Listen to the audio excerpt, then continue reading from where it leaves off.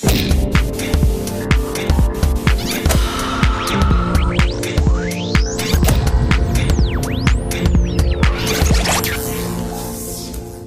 et messieurs, bonjour. Vous êtes sur Des livres et des lettres, c'est votre rendez-vous hebdomadaire. Ça se passe tous les week-ends.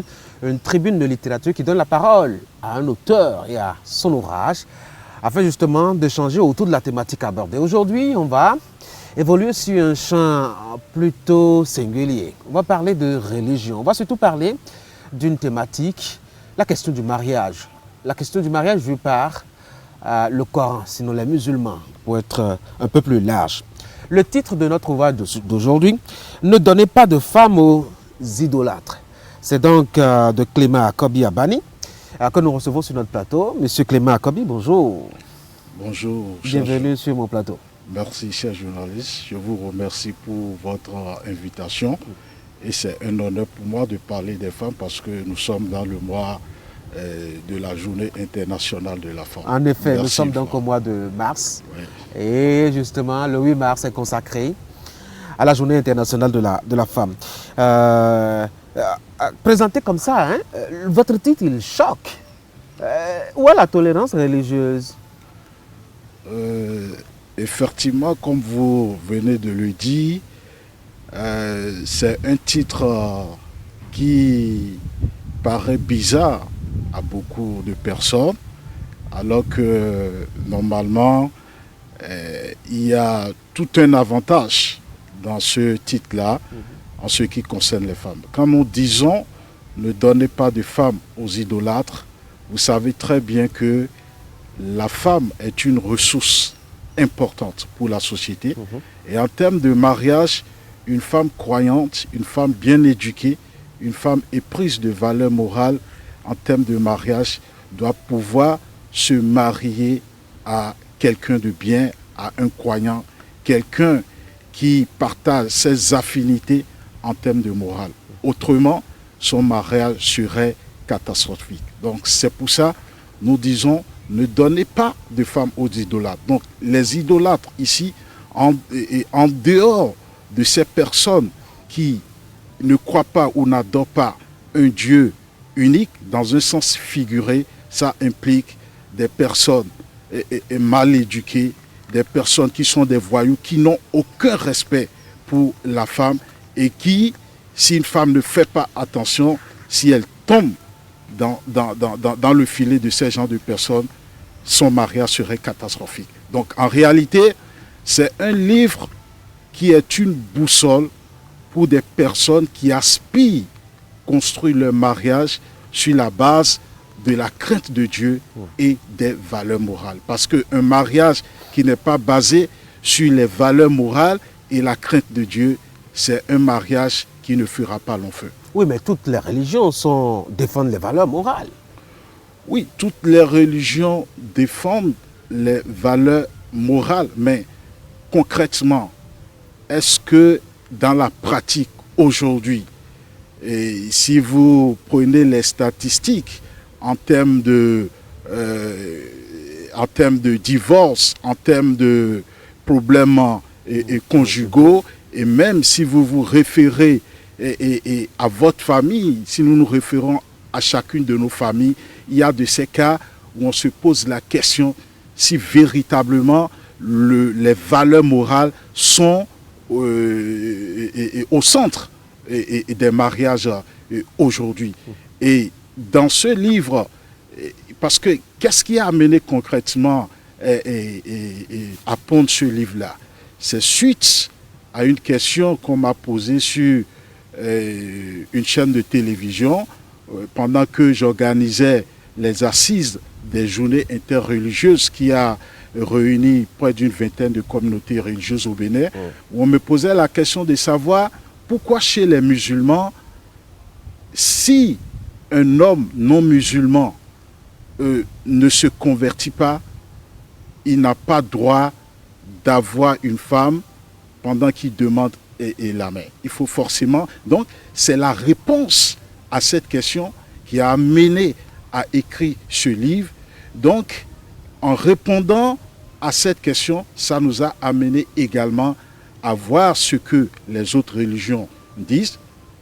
plus précisément le judaïsme et le catholicisme précisément dans le monde du christianisme, et également les valeurs africaines, la tradition africaine. Donc, ceci étant, certes, et toutes ces religions, dans leurs enseignements, il y a une convergence et qui veut qu'on se base sur les valeurs morales pour le mariage. Mais en plus de ça, il y a d'autres considérations. Quand vous prenez, par exemple, l'islam, quand vous prenez le judaïsme, en plus des valeurs morales, c'est-à-dire ces deux religions veulent conserver l'unicité de Dieu, veut faire prospérer l'unicité de Dieu. Ce qui fait que dans le cas du musulman, forcément, une femme ne peut pas, une musulmane croyante, ne peut pas se marier à un non-musulman qui ne croit pas en un Dieu unique. Et c'est pareil également au niveau du judaïsme, par exemple, où l'un des conjoints, ou, pardonnez-moi, les deux conjoints doivent forcément être des juifs avant que le mariage ne soit célébré. Et pourquoi? Parce que dans Deutéronome 7, de versets 3 à 4, il est clairement dit que tu ne donneras pas ta fille ou ton fils à un peuple qui ne croit pas en un Dieu unique. Voilà. Est-ce qu'on n'est pas dans une sorte d'enfermement religieux, alors même que le monde il est dynamique, il permet en tout cas le brassage, au-delà même des questions sociales, un brassage religieux, une tolérance religieuse, afin que les gens se voient d'abord en frères et par amour, plutôt que de se voir à travers des frères religieux appartenant forcément à une obédience religieuse précise. Bon, vous savez, le brassage, la fraternité, la solidarité ne nous épargne pas d'avoir une ligne de conduite, d'avoir une vision en matière comportementale. Parce que ce que beaucoup ne savent pas, les religions ont un objectif. Et la mission des religions, ce sont les valeurs morales. Ce sont les valeurs morales, c'est la promotion des valeurs morales. Donc si une religion n'est pas dans ce sens, c'est qu'il sort carrément de son rôle. Et ainsi, si, je ne sais pas de quelle obédience religieuse vous êtes, mais si vous êtes musulman, ou si vous êtes chrétien, ou si vous êtes issu de l'Ekanka et autres, mais forcément, vous avez des valeurs que vous défendez qui vous paraissent nobles. Et le bon sens veut qu'autour de vous, que vous puissiez partager ces valeurs, plus précisément votre conjoint, votre progéniture, parce que c'est l'ensemble des familles, qui forment la société. Et si une famille est sur une ligne de conduite en termes de moralité donnée, forcément, il contribue à l'amélioration et à la paix dans la société. Donc ceci étant, le fait que nous soyons attachés à notre sensibilité religieuse en termes de mariage, je crois que ça n'empêche pas le brassage. Quels sont les principes qui gouvernent le mariage en islam? Les principes qui gouvernent le mariage en islam, comme je vous l'ai dit, le premier principe, le mariage doit être basé sur l'unicité de Dieu. En nous mettant ensemble, l'unicité de Dieu doit être un élément clé. Le deuxième élément, ce sont les valeurs morales, parce que le saint prophète de l'islam, paix et bénédiction de Dieu soit sur lui, a dit ceci. Si vous voulez vous marier, il a exhorté les musulmans à se focaliser sur 4 choses au niveau de leur choix. Le prestige de la famille d'où provient votre femme, et la richesse de la femme ou de sa famille, et ses valeurs morales et la beauté. Mais il dit, dans ces 4 choses, je vous conseille de suivre la foi. Je vous conseille de suivre les valeurs morales. Donc, ces éléments sont des éléments capitaux.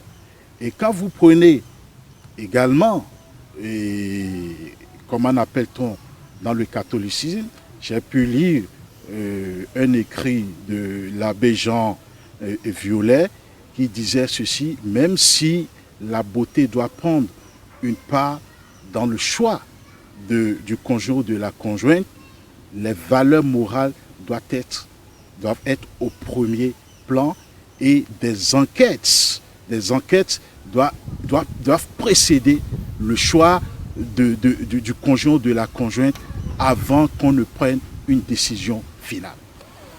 Est-ce qu'un homme musulman peut prendre une femme qui n'est pas musulmane? Absolument. Un homme musulman peut prendre une femme non musulmane, parce que dans le Saint-Coran, il est clairement dit aux musulmans que la nourriture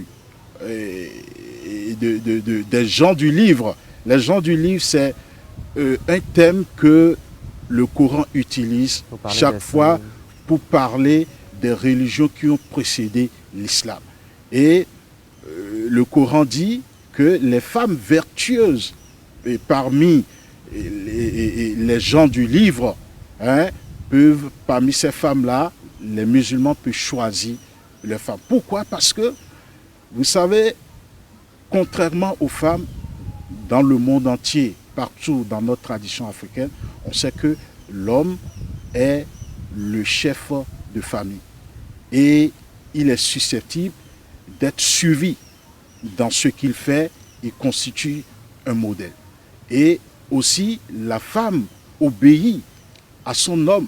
Et dans ce cas, si l'homme est musulman, forcément, sa femme va le suivre, les enfants vont le suivre, et comme ça, en termes d'éducation, en termes de morale, on sait que ils incarnent des valeurs musulmanes. Mais dans le cas contraire, une femme croyante musulmane qui s'engage avec un homme non musulman, forcément, elle est obligée d'obéir à son mari non musulman. Donc forcément... C'est quoi? C'est une guerre de perte et de gain de fidèles au profit de l'islam, c'est ça?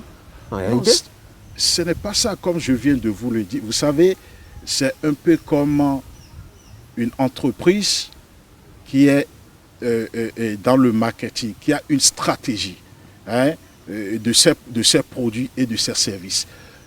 Les religions ont adopté aussi le même principe. Quand vous prenez par exemple l'islam, si vous connaissez bien, comment appelle-t-on, l'histoire de l'islam et de son prophète, paix et bénédiction de Dieu soit sur lui, vous savez qu'il a passé 23 ans d'apostolat à combattre l'idolâtrie. L'Arabie, qui est en fait le socle de l'islam, de l'histoire de l'islam, il y avait près de 366 idoles.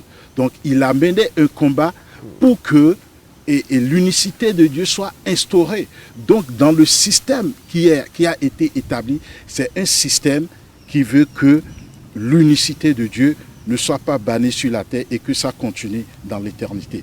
Donc dans ce sens, pour le musulman, sachant que en s'inscrivant dans le fait que sa femme doit le suivre, il peut prendre une femme non musulmane, mais pour une femme musulmane croyante, il lui est interdit de prendre un non musulman ou un idolâtre. Pourquoi? Parce que, vous savez, quand nous prenons quelqu'un qui a les valeurs morales et quelqu'un qui n'a pas les valeurs morales, c'est deux choses contraires. C'est deux choses contraires. Et en termes d'adoration,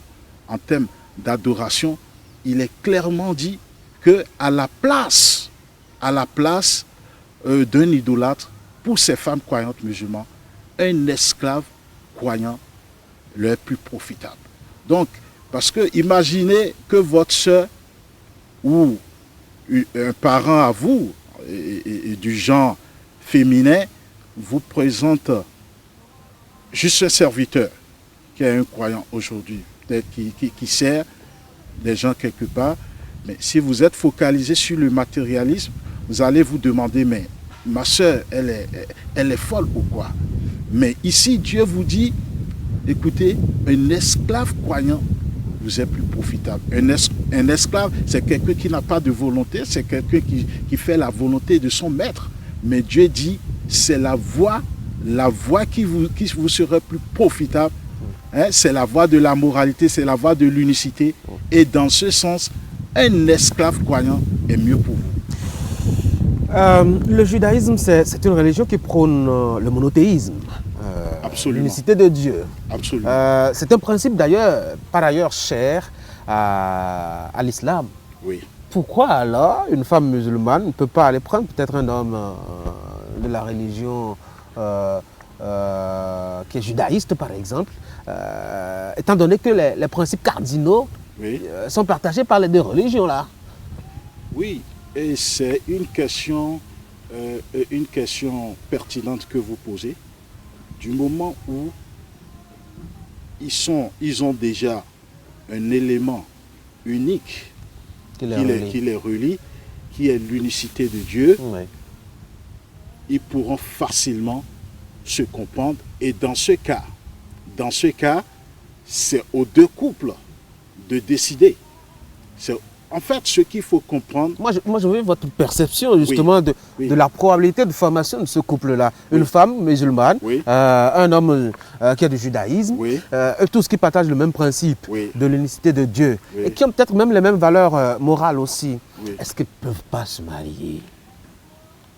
Cette décision de se marier leur incombe. Cette décision de se marier leur incombe. Parce que il est important de clarifier sur quelque chose. Les enseignements de l'islam, ce sont des exhortations. Des exhortations qui vont vous permettre d'avoir la paix et d'être heureux dans votre vie. Mais cependant, dans le Coran, Dieu dit pas de contraintes en religion. Ça veut dire quoi? Vous êtes libre de décider de ce que vous voulez. Ça, c'est votre responsabilité. Donc, dans ce cas, comme je l'ai dit, si il y a une fille, dans ce cas, qui vient présenter un non-musulman, juif, à ses parents, mais les parents doivent se poser des questions. Et c'est pour ça, d'ailleurs, il y a un chapitre qui parle de l'opposition des filles musulmanes et leurs parents musulmans. Et dans ce cas, j'ai nuancé en faisant ressortir les types de foyers musulmans. Vous savez, il y a ces foyers, un type de foyer où les parents sont d'origine musulmane, mais ils ne font aucune pratique. Ils savent qu'ils sont d'origine musulmane, mais ils ne pratiquent pas. Mais exhorter les enfants dans ce sens-là, ils n'en font aucune préoccupation. Donc du coup, leurs filles et leurs enfants, si vous le voulez, si je généralise, ce qui est leur boussole, c'est ce que la société dit, c'est ce qu'on voit les gens, ce que les gens font en général. Il y a le deuxième type comment appelle-t-on, de foyer, où les parents, ils sont des pratiquants, mais ils n'exhortent pas, ils ne guident pas les enfants dans la direction musulmane.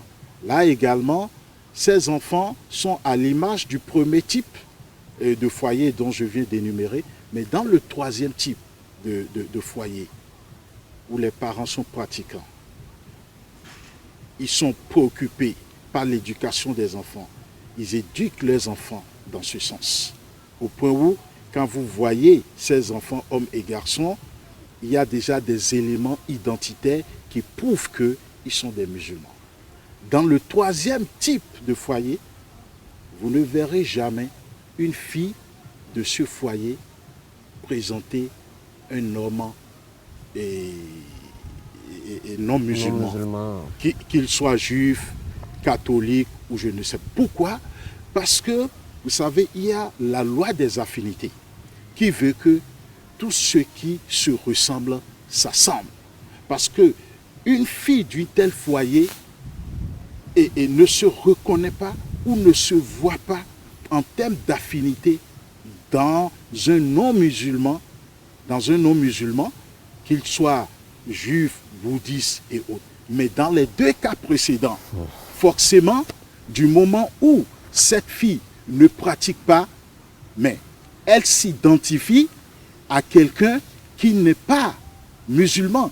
Elle s'identifie à un non-musulman. Et dans ce cas, si une telle fille vient vous présenter un non-musulman, je crois que les parents doivent lui faciliter les choses et les laisser se marier tranquillement. Parce qu'en son temps, ils n'ont pas fait ce qu'ils doivent faire pour conduire leurs enfants dans ce sens. Et mieux, vous savez, quoi qu'on dise d'une manière générale, au-delà même des religions, les mariages se font très souvent par des affinités en termes comportementaux en termes comportementaux. Pourquoi? Parce que vous ne verrez pas une femme qui ne fume pas ou qui ne prend pas de l'alcool s'adonner à un homme qui fume, qui prend de l'alcool. Et c'est pour ça, dans le Saint-Coran, il est dit l'associateur pour l'associatrice, le jeûneur pour la jeûneuse, le fornicateur pour la fornicatrice. Et si on s'inscrit dans ce sens-là, il est important d'attirer l'attention des femmes croyantes, des femmes de bonne moralité, de faire très attention. Parce que si vous ne faites pas attention et que vous êtes attiré par le faux brillant de la vie ou bien les apparences trompeuses, vous risquez de tomber dans le filet de quelqu'un qui n'est pas de la même affinité que vous. Et c'est là que les problèmes commencent. Et là, pour préciser encore quelque chose. Oui, on va finir sur cet aspect-là. Ces femmes-là dont on parle des femmes croyantes. On parle des femmes croyantes. Et dans le Saint-Coran, les caractéristiques des femmes croyantes ont été données. C'est quoi? C'est des personnes qui effectuent les 5 prières de la journée. Parce que c'est un élément en islam pour connaître, pour savoir que vous êtes croyant. Dès que vous acceptez que Dieu est unique et que Mahomet est son messager, ce qui suit, c'est la prière, qui est un élément physique. Donc, et il est clairement dit que la prière, les 5 prières de la journée permet de vous protéger du mal, de vous protéger contre la turpitude. Donc, il est important que les pères de famille qui doivent guider leurs enfants, et ces filles-là aussi, puissent s'identifier, est-ce qu'ils sont dans la classe des croyants? S'ils ne sont pas dans cette classe, je crois que, comme vous le dites, leurs enfants, leurs filles peuvent s'engager avec ceux avec qui ne sont pas de la même affinité. Vous semblez affecter un rôle fondamental aux médias. Oui. Dans la question de la gestion du mariage, qu'est-ce que les médias viennent chercher dedans? Oui, vous savez,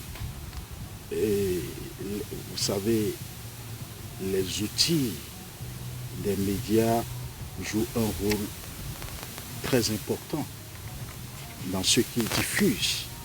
Et vous savez, aujourd'hui, la télévision, plus précisément, a une influence sur la jeunesse. Et je donne un exemple. Il y a assez de feuilletons qui sont diffusés. Et quand vous analysez le résultat que ces feuilletons produisent, à mon avis, je sens que la négativité est plus que la positivité. Je donne 2 exemples. Nous sommes des amis, vous et moi. Vous allez le constater dans ces films. Nous sommes des amis, vous et moi. Nous avons tous nos amis ou bien nos femmes. Mais vous essayez de détourner ma femme ou 2 amis qui sont des femmes. L'autre essaie de détourner le mari mais ça pose un problème, problème de société. C'est ce qui se passe dans la réalité. Ou bien, parfois même, c'est la fille qui prend le mari de sa soeur ou de sa maman. Mais franchement, est-ce que pour quelqu'un qui regarde chaque fois ces genres de choses et qui n'a pas une moralité équilibrée, ça peut le dérouter.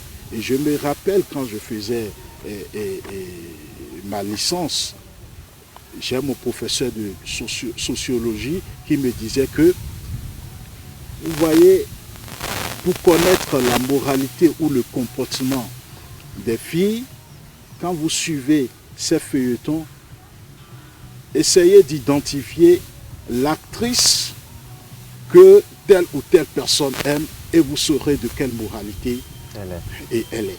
Parce que à force c'est naturel, hein, à force de suivre quelque chose tout le temps, ça vous transforme et quand vous êtes dans une situation donnée, vous pouvez vous comporter et sans vous en rendre compte, hein, par rapport à ce que vous voyez. Et c'est là, j'appelle à la responsabilité des médias pour qu'ils essaient de filtrer, ou même en diffusant des choses comme ça, il faut également qu'ils diffusent d'autres qui corrige un peu, qui va dans le sens contraire. Allez, c'est vrai, j'ai une dernière question. Vous avez parlé de beaucoup d'aspects dans le bouquet. La polygamie, j'aimerais. Oui, mais le temps il est complètement parti. J'ai une question à vous poser. Vous aviez fait remarquer que la polygamie est source de pauvreté en Afrique et ailleurs. Comment est-ce que la polygamie est source de pauvreté? Oui, la polygamie est une source de pauvreté parce que si je me considère moi-même, je viens d'une famille polygame et j'ai des parents polygames, j'ai des amis polygames, je connais leur histoire, j'analyse ce qui se passe dans la société par rapport à la polygamie. Et franchement, quand vous faites toutes les analyses, vous vous rendez compte que la polygamie africaine ou la polygamie à l'africaine est une source de pauvreté. Parce que vous voyez, nous ne faisons pas une polygamie qui va à l'encontre de l'amélioration de nos conditions de vie. Ce qui est contraire à celle enseignée par l'islam qui est venu réformer le monde de cette polygamie qui est faite de pagaille et qui a précédé celle islamique. Parce que l'islam dit concrètement, avant de prendre une deuxième ou une troisième femme, il faut que vous ayez les moyens. Et au même moment, l'islam expose l'inconvénient qui est là pour que chacun prenne la mesure en s'y engageant. Et l'inconvénient qui est là, mais qui est gérable, c'est qu'il met les femmes déjà à leur responsabilité en leur disant l'homme ne peut jamais vous aimer de la même façon. Mais ce qui est prépondérant, c'est de pouvoir assumer les besoins. Parce que tous les problèmes de polygamie que nous avons au niveau de celle africaine, c'est au niveau des besoins.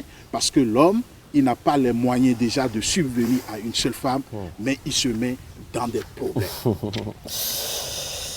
Il fait au loi Bani Clément à Kobi. Oui. Merci beaucoup d'être venu sur mon plateau. Merci.